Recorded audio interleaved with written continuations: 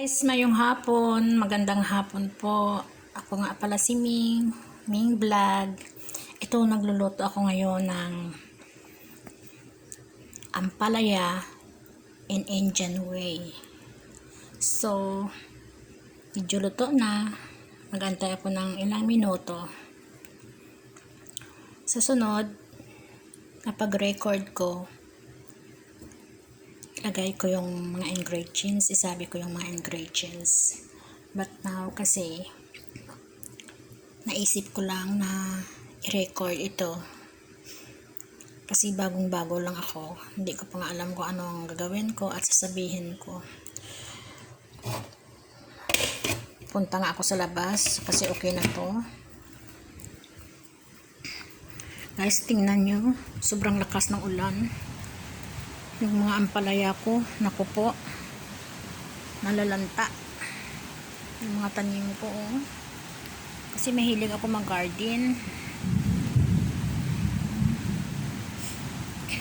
Yung mga garden ko, yung mga orchids ko, ang dami. Ito, sa mga ipibili mo, sobrang lakas ng ulan. Tingnan nyo, guys. Mga orchids ko, ang dami, oh. Namumulaklak, at saka, iba, ganito na sila, tataba. Tingnan mo yung paligid namin, sobrang basa. Mahilig kasi ako mag-garden, lalo na yung mga bulaklak, mga gulay. Yan ang ginagawa ko dito. Kasi yung bahay ng bossing ko, landed to, mga talong. Nakuhaan ko na to ng mga bunga. Yung mga orchids ko. Guys, may mga what is this, kalamansi. Nagkalaglagan lang yung mga bunga ng kalamansi ko. Ito yung mga orchids ko, iba-iba yung kulay kasi mahilig ako sa mga bulaklak. Walang tigil sa pagmulaklak ko yung mga orchids ko, guys. So ang gaganda, guys, ang gaganda. Tingnan nyo nga, guys, ang gaganda. Iba-ibang kulay ito pure na white going to dye. Ito mayroong background na pink. See, ang ganda. Ito is pure na pure siya. So nice. Kikita nyo naman, guys, di ba? Ang gaganda ng mga orchids ko. Tingnan nyo. Hindi naghihinto sa pagpamumulaklak. Daray ko po. Ilonggo Tagalog ito, Sige lang, maintindihan rin, di ba? Kasi bago pa ako, hindi ko alam kung anong sasabihin ko. Ito, practice pa lang ito.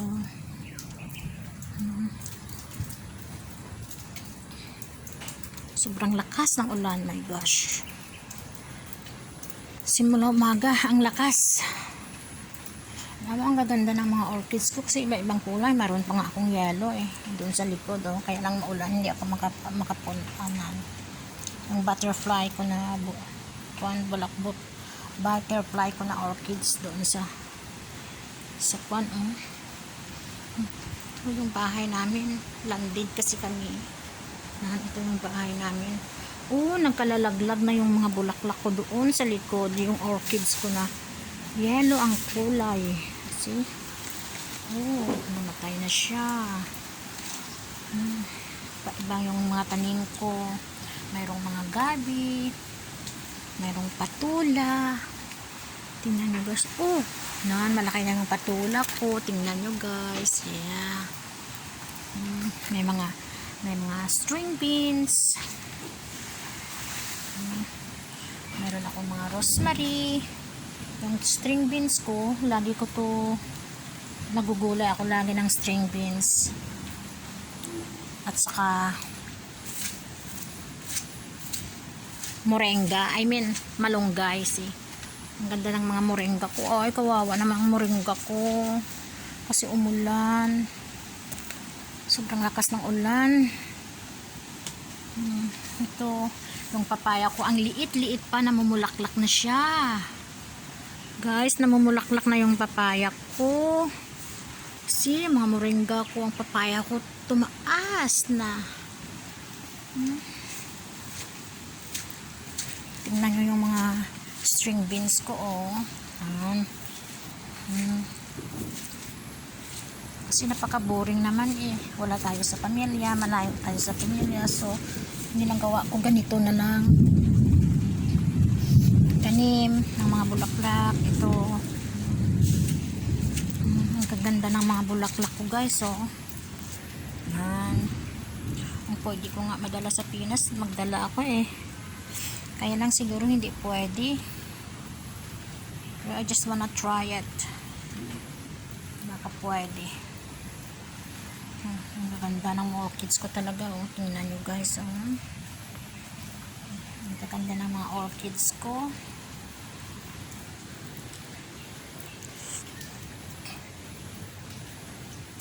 Yes. Ito naman, going na naman yung butterfly ko. Butterfly na orchids. Namululaklak na naman siya, see? Nan.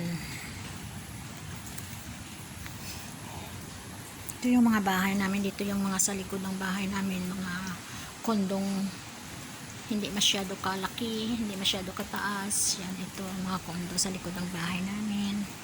Ito yung kapitbahay namin. Yan.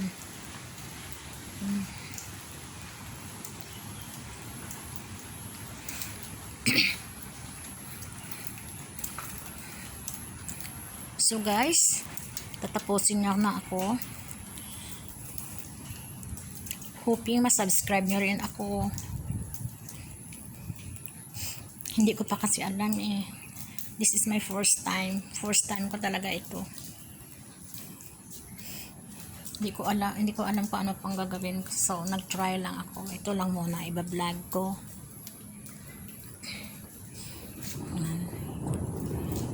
Wala pa akong experience.